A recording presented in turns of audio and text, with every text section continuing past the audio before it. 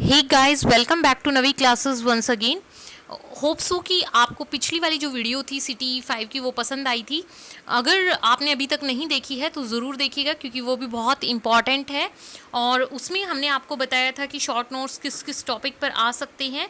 अब हम बताएंगे कि जो बाकी क्वेश्चंस आएंगे वो आपके क्या क्या हो सकते हैं। सारे क्वेश्चंस हम इसमें डिस्कस करने वाले हैं। तो चैनल को सब्सक्राइब नहीं किया है तो सब्सक्राइब कर लें और बेल आइकन प्रेस करें ताकि आने वाली वीडियोज़ की आपको नोटिफिकेशन मिले। और स्टार्ट करते हैं इसका डिस्कशन। हर क्वेश्चन जो है 20 मार्क्स के हिसाब से आपको प्रिपेयर करना है क्योंकि सारे क्वेश्चंस जो होते हैं वो 20 मार्क्स के ही आते हैं इस सब्जेक्ट में। तो देखते हैं क्या क्या इंपॉर्टेंट टॉपिक्स रहने वाले हैं इनके लिए। Write a detail note on learning strategies. Learning strategies आपको शॉर्ट नोट में भी मैंने बोला था इंपॉर्टेंट टॉपिक है। And what are the needs, what which learning strategies are needed to acquire competency in a language. You have to explain this with relevant examples. तो ये question जो है आपने 101% जो है इसको प्रिपेयर करके जाना है। बहुत कम क्वेश्चंस मैं बताऊंगी, 16-17 क्वेश्चंस ही हैं बस आपको, और इनसे जो है आपका पूरा पेपर जो है अटैम्प्ट हो जाएगा। What is the difference between traditional grammar exercises and traditional games. दोनों ही कंसेप्ट जो हैं ग्रामर स्किल्स को इम्प्रूव करने के लिए हैं, तो आपको बताना है इनमें डिफरेंसेस क्या हैं। Which one would you use and why, you have to explain with relevant examples. Next one is what are the advantages of using grammar games to teach grammar. Devise 2 grammar games to teach a grammar item to your class, to your students. तो grammar की teaching पर जो है एक ना एक question 101% आपको देखने को मिलेगा। Next one is discuss 2 methods of grading composition. You have to give the advantages and disadvantages of both. Next is describe 5 types of writing tasks that are appropriate at the secondary level. Her question जो है वो बिल्कुल golden question है, आपको अच्छे से cover करना है ताकि आप पूरा पेपर जो है अटैम्प्ट कर सकें। Next one is what is the importance of developing listening skills and how can these be integrated with speaking and writing skills. You have to elaborate this with examples too. तो listening skills पर जो है और ये listening and writing पर जो है बहुत फोकस्ड है ये सब्जेक्ट टीचिंग, तो आपको ज़रूर ये कवर करनी है। Next one is what are the major phases of writing process. Writing process के मेजर फेजेस आपको बताने हैं and what strategy should be used to structure a paragraph for describing any process.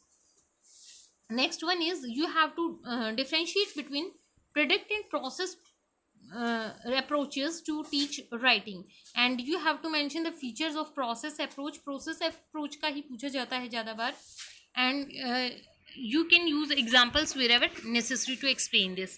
Next one is what are study skills आपके क्या होते हैं, आपको ये explain करना आता है।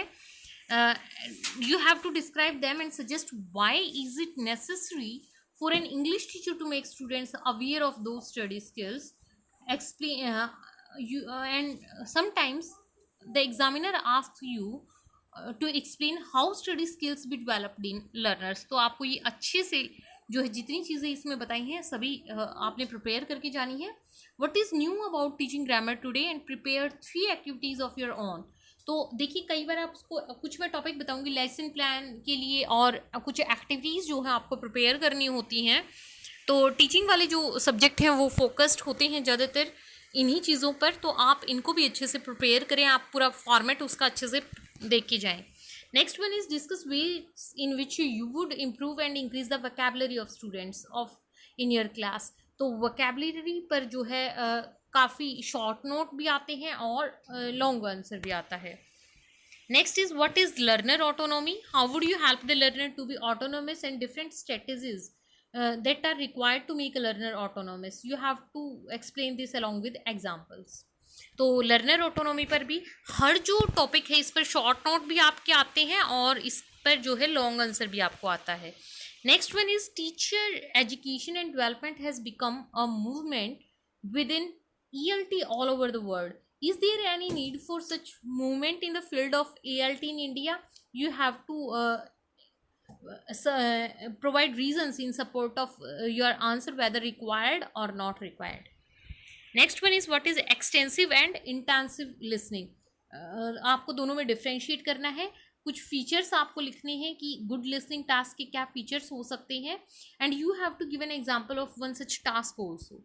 Next one is what are the issues to be kept in mind while planning to teach oral skills in the classroom, कि आपको क्या क्या चीज़ें ध्यान में रखनी है। और ये क्वेश्चन भी इसके साथ कंबाइंड ही आता है मोस्ट ऑफ द टाइम्स, कि design a speaking task for your class keeping these points in mind. The last question, that is, prepare a lesson plan. Many of the times you are asked to prepare a lesson plan, and some topics are given and you have to choose any one out of those, but you have to provide an effective lesson plan for this.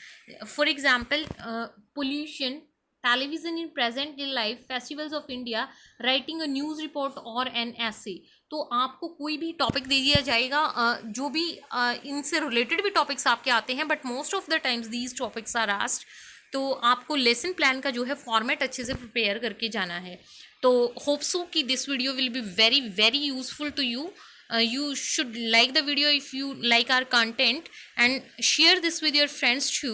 Don't forget to subscribe our channel and join us on Telegram for the PDF of this video. All the best for your exam. Thanks for watching this video.